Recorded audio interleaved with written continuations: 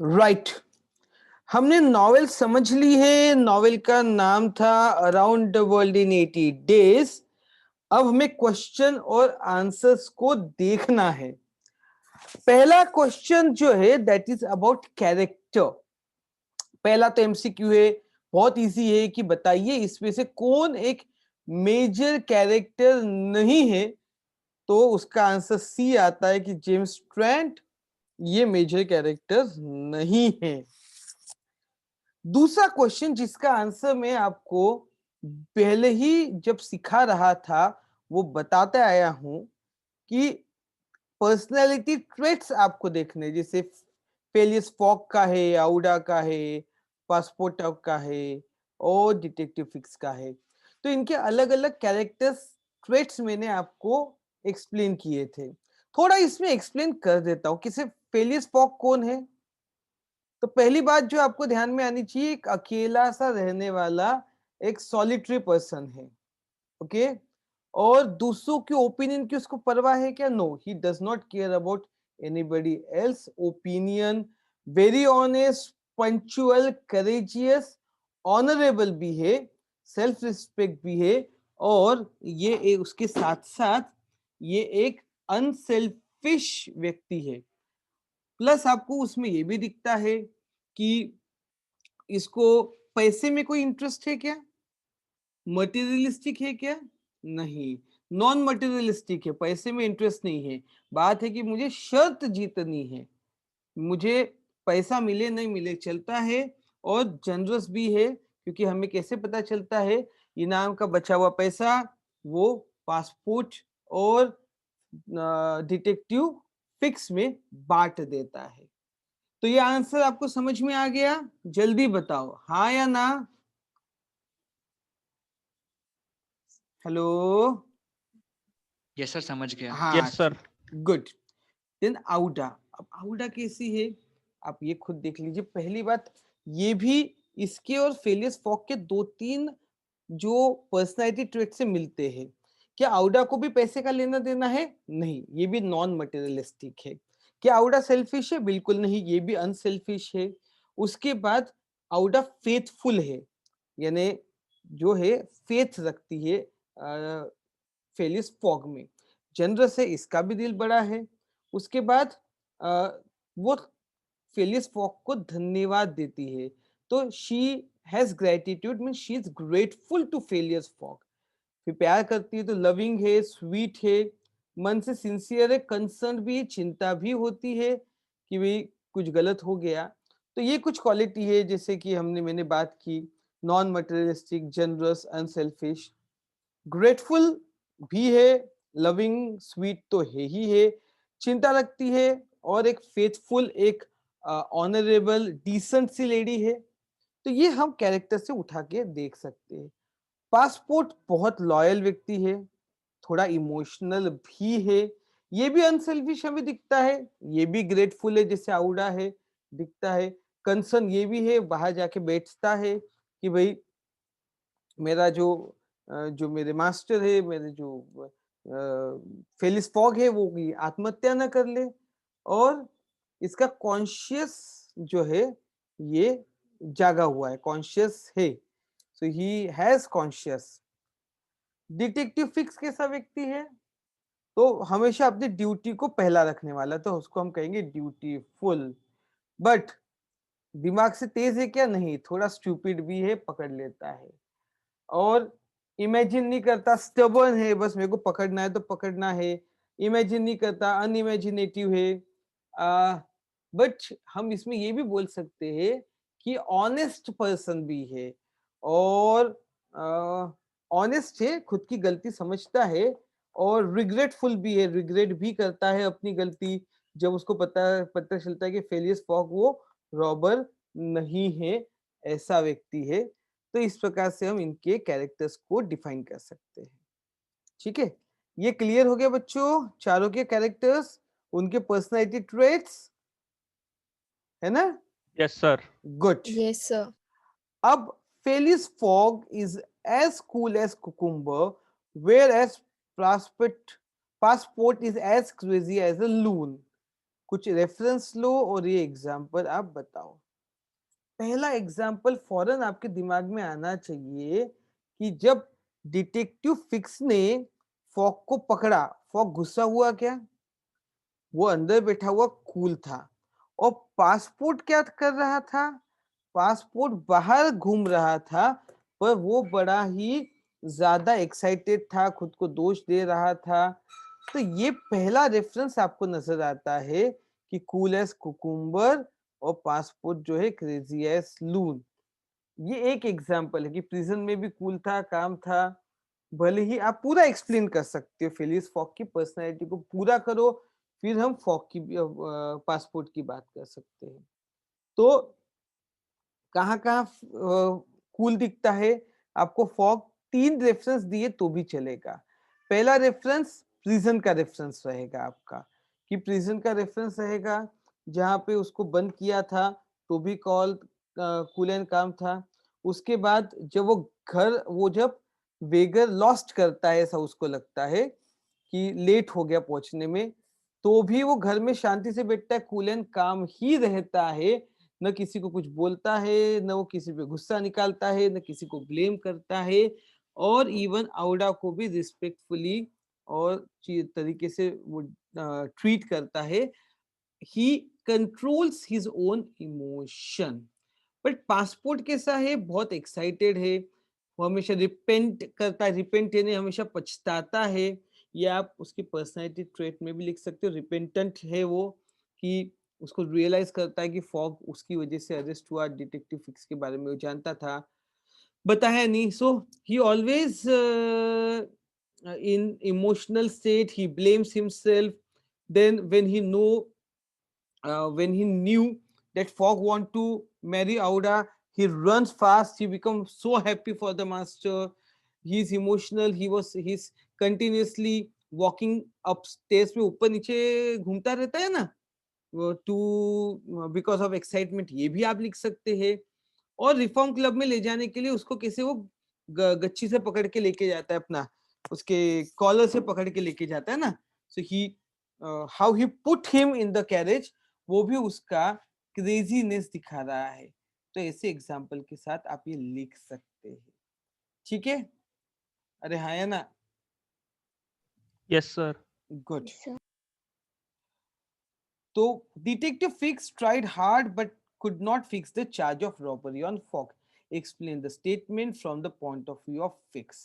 अब फिक्स पीछे क्यों पड़ा है? क्योंकि उसको एक गलत फहमी हो गई है कि फॉग ही एक चोर है बैंक ऑफ इंग्लैंड को, जिसने यहाँ पे चोरी की है। So what exactly you have to write is detective Fix is a Scotland Yard policeman.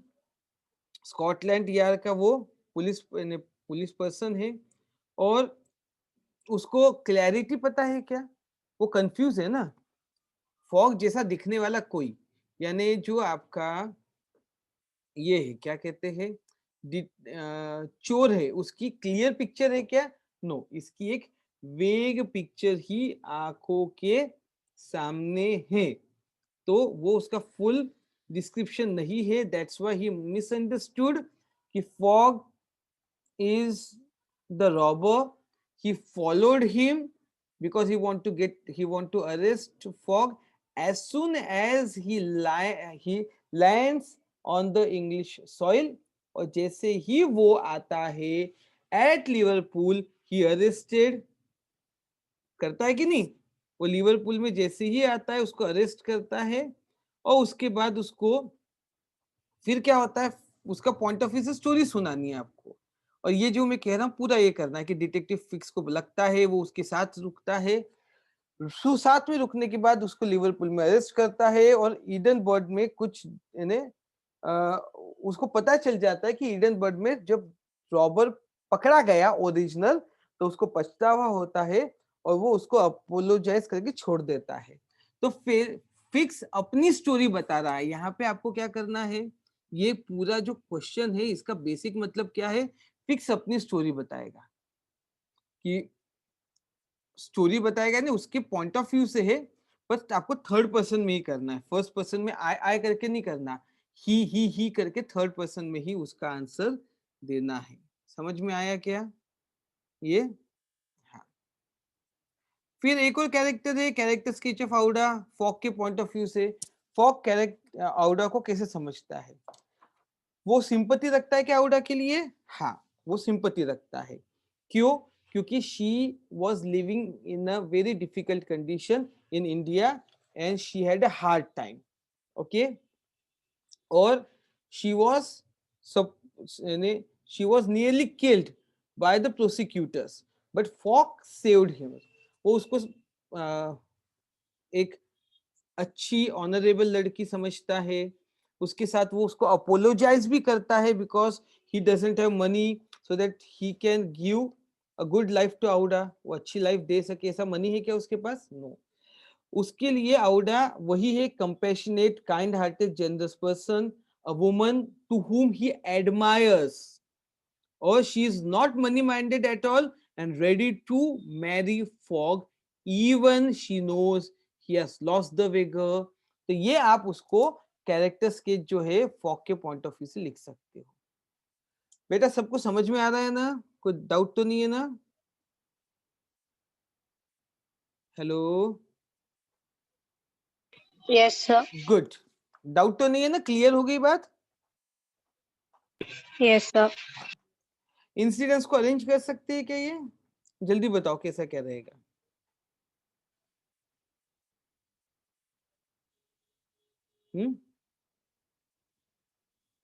पहला क्या आएगा? सबसे पहली बात तो फॉग ने CBAD। CBDA पहले उसने अरेस्ट किया, उसके बाद सर उसने लॉक AD।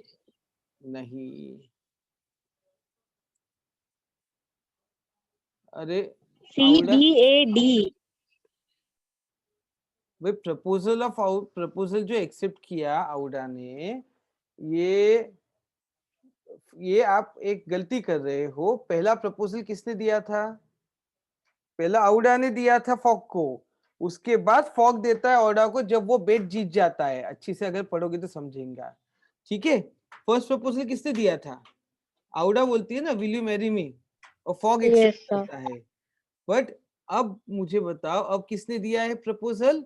अब दिया है फॉग ने फॉग कि ने। भाई अब तो पैसा आ गया, तो अब तुम आउडा बोलती है अब तो पैसा आ गया, बोलते क्या हुआ, अब मैं भी शादी करूंगा, क्या तुम मुझसे शादी करोगी?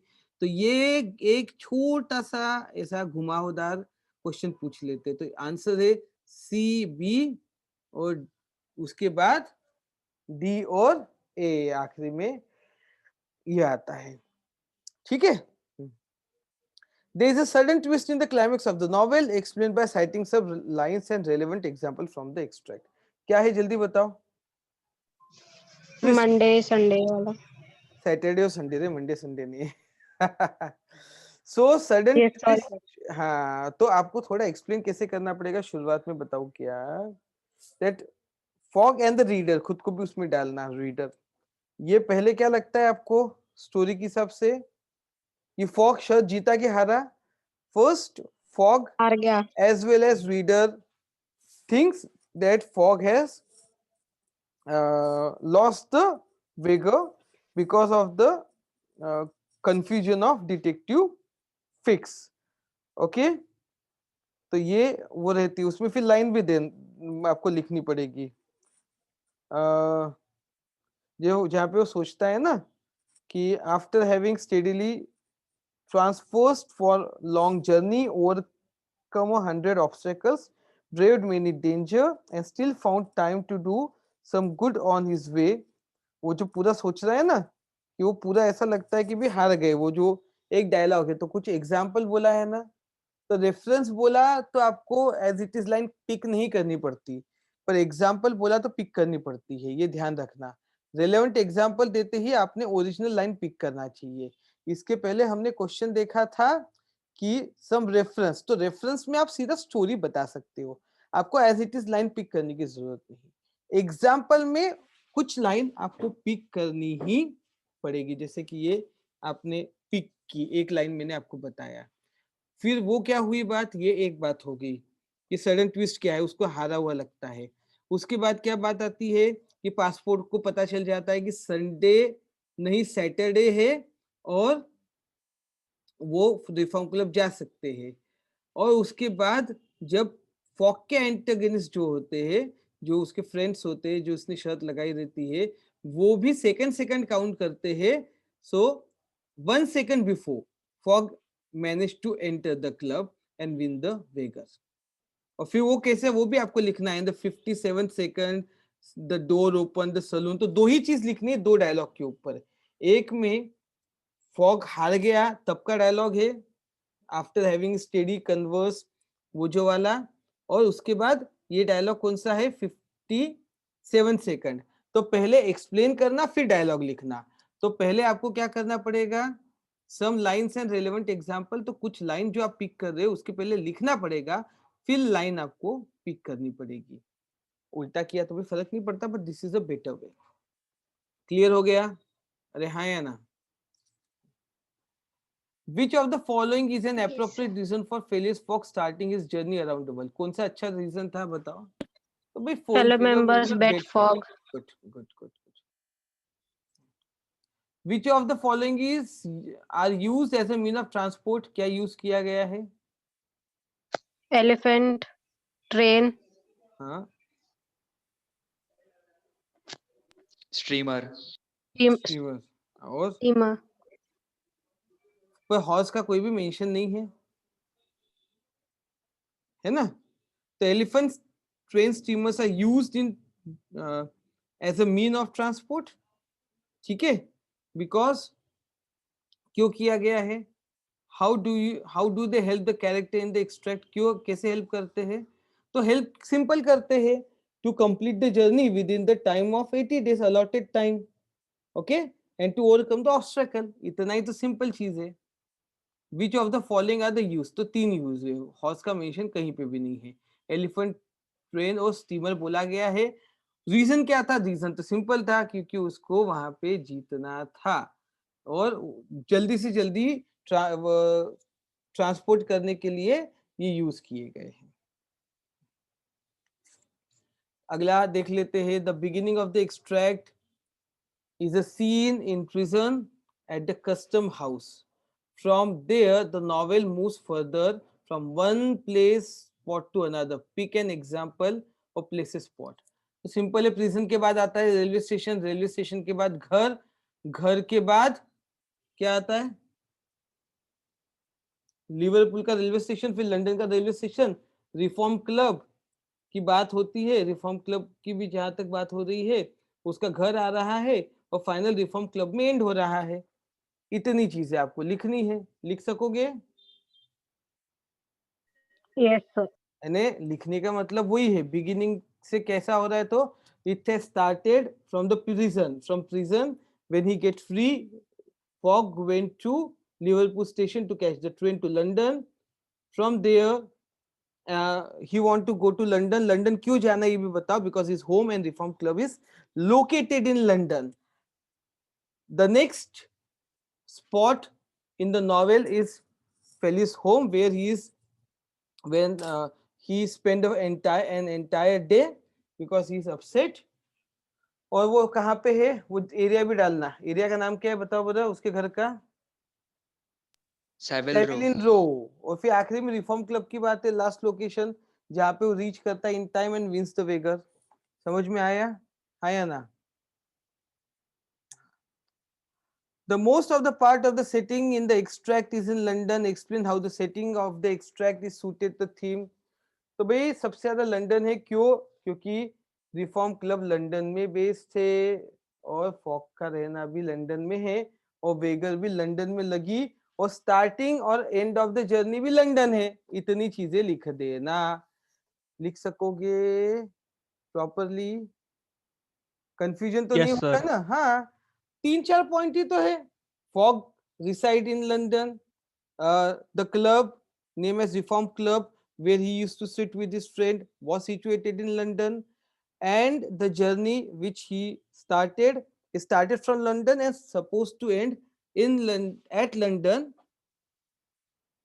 in 80 days। That's why it is the most important place for it is set most important place in the setting of the novel. चलिए, describe the importance of the following places. Liverpool हो गया, London हो गया, reform club हो गया, रो हो गया, Edinburgh हो गया. बताओ, एक एक करके करना है, ऐसा एक साथ 5 नहीं देंगे आपको, एक खदा ही देंगे. लिवरपूल में क्या हुआ, जल्दी बताओ. सर लिवरपूल बिहेवियर बताना है. नहीं, सेटिंग है बेटा. वो describe the importance of the place, जिसकी वजह से प्लॉट और बिहेवियर में डेवलपमेंट आता है. तो आपको सेटिंग बताना है. सेटिंग से रिलेटेड है, देखो ना बेटा, सेटिंग से रिलेटेड है ना क्वेश्चन. कैरेक्टर का पहले हो गया तो बिहेवियर का कैरेक्टर में आता है. प्लॉट और सेटिंग के क्वेश्चंस अलग होते हैं. अभी बताओ, लिवरपूल में क्या हुआ, स्टीमर से फॉक पहुंचा, अरेस्ट किया गया, ओके किया ना. उसके बाद वो ट्रेन से वहां पे पहुंचा, ट्रेन से लंदन जाने वाला था, जा पाया क्या, नहीं जा पाया, मिस किया, और स्पेशल ट्रेन करके अटेम्प्ट किया लंदन पहुंचने का. ज्यादा नहीं बताना पड़ता, थोड़ा ही बताना पड़ता है. जैसा मैंने बताया उतना ही बताना पड़ता है कि लिवरपूल में ही reached Liverpool as by steamer. कितने समय पहले वो लिखना हो तो लिख दो, याद रहेगा आपको 20 minutes before. From there he want to catch the train to go to London. Okay, unfortunately arrested by Detective Fox. When he got free, he arranged a special train to reach the London in time. London में क्या रहेगा, reform club residence है, और यहाँ पे शर्त लगी और यहीं पे शर्त खत्म होने वाली थी. यही चीज लिखनी है. It's not more than 4-5 lines. Okay, reform club क्या है, जहाँ पे टाइम पे, रोज टाइम पे फॉक पहुंचता है, और फिर उसका आर्ग्यूमेंट हो जाता है with his friends on some article.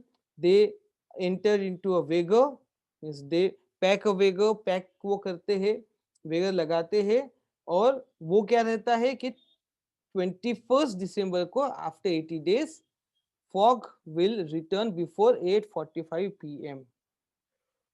and this is a place where all the antagonists are waiting for fog. Fog को इंटर फॉग को क्या कहते हैं, उसकी राह में न सिर्फ उस antagonist but people are also waiting. तो ऐसे ही आपको लिखना है. ईडनबर्ग क्या है, ईडनबर्ग में जहाँ पे वो बैंक रॉबर पकड़ा जाता है, ये कहाँ है, ये घर है किसका, फॉग का, where he lives a solitary life. But then after, when he thought he has lost vigor, he bring Auda and transport also to his home. ये ऐसे ऐसे नॉर्मल चीजें लिखनी पड़ती है और कुछ खास नहीं है.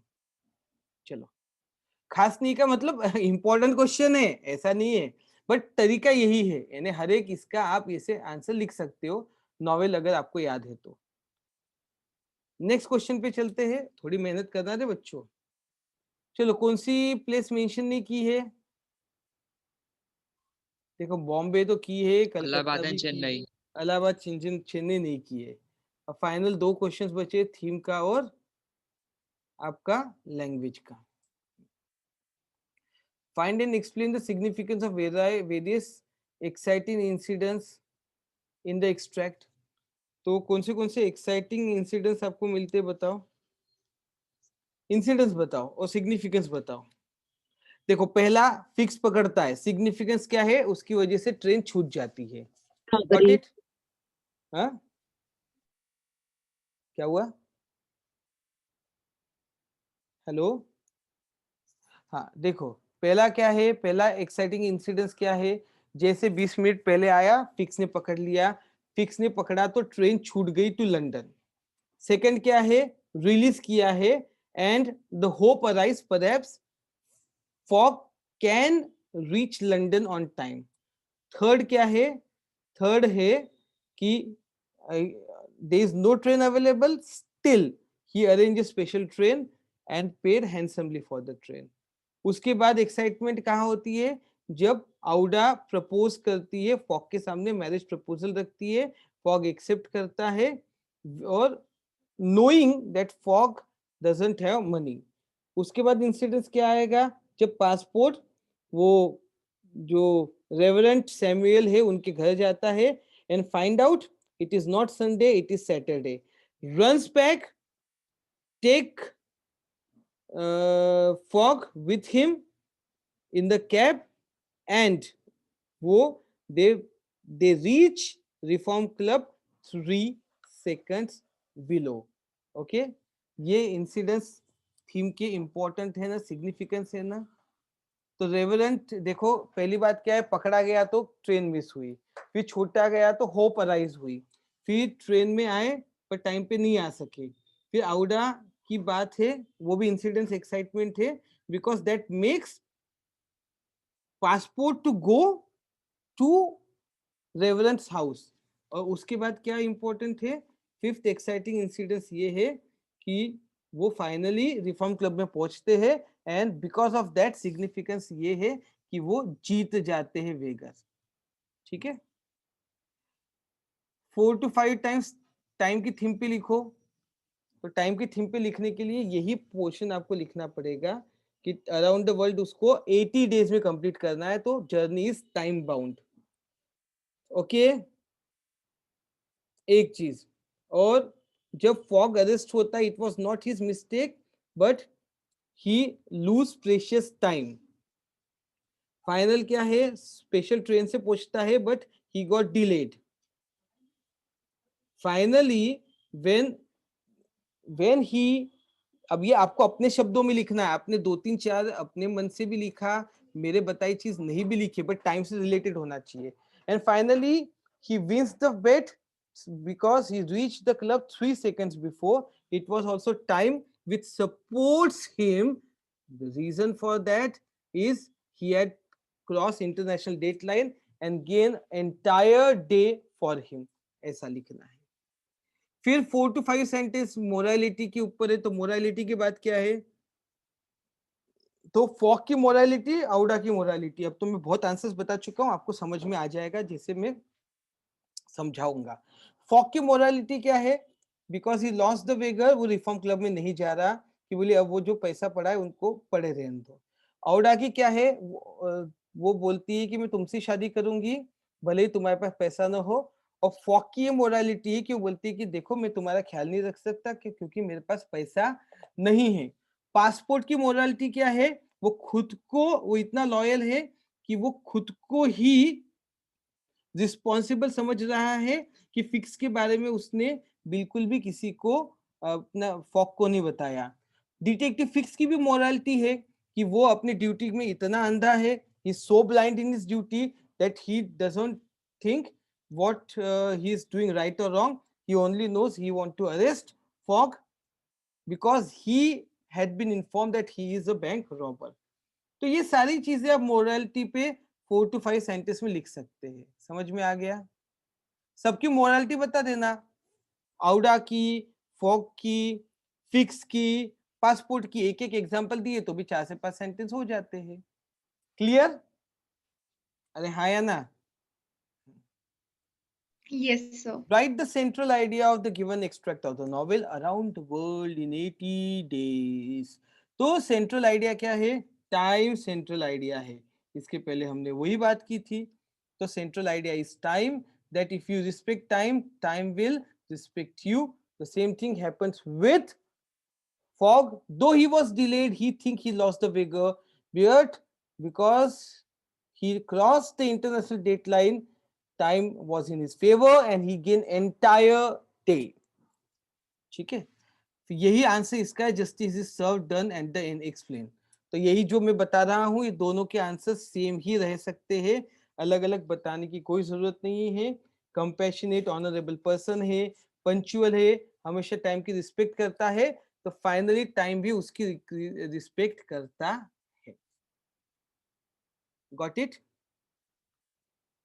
चलो ये वाला पहले देख लेते हैं, और दो ही अब लैंग्वेज में कैसे क्वेश्चन आते हैं, किसने क्या बोला। How do you, why do you not curse me, it was my fault. कौन बोल रहा है? पासपोर्ट। किसको? फॉक पैसे को। पढ़ डाउन। हाँ ठीक है, पासपोर्ट बोलता है, फॉक को बोल रहा है, और टोन स्टाइल क्या है बताओ? He is emotional. पासपोर्ट कैसा है उस समय? He is very emotional as well as Anxious.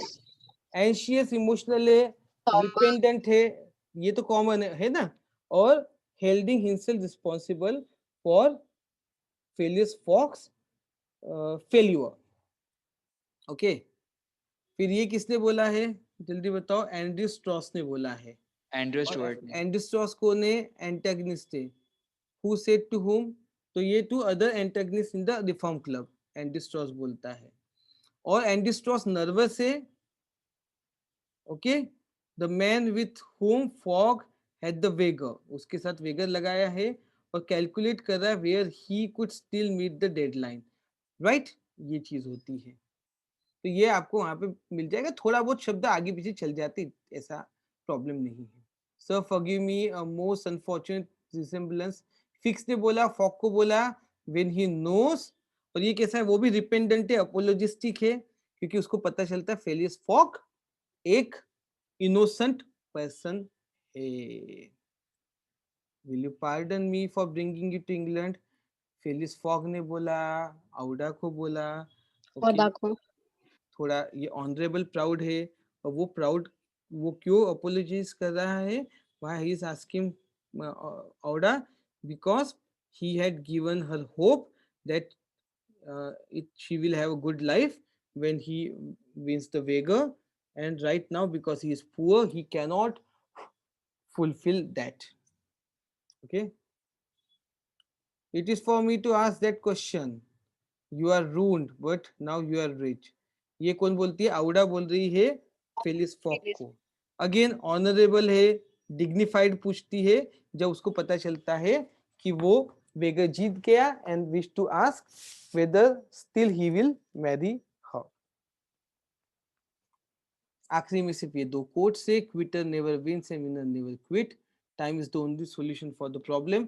आपको अपने ओपिनियन लिखने हैं, ये इसका एक्सपेंशन ऑफ आइडिया की तरह लिखना है, ओपिनियन लिखने हैं, और आपको इसी के हिसाब से लिखना है, थोड़ा सा रिलेटेड टू नॉवेल, कि भाई क्योंकि फॉक क्विट नहीं करता इसलिए वो जीतता है, वो पूरे ऑब्स्टेकल को पार करता है इसलिए जीतता है, और टाइम सॉल्यूशन है क्योंकि time international date time line की वजह से गेन करता है।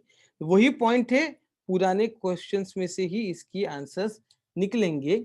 इसको आप अटेम्प्ट कीजिएगा, मुझे बताइएगा।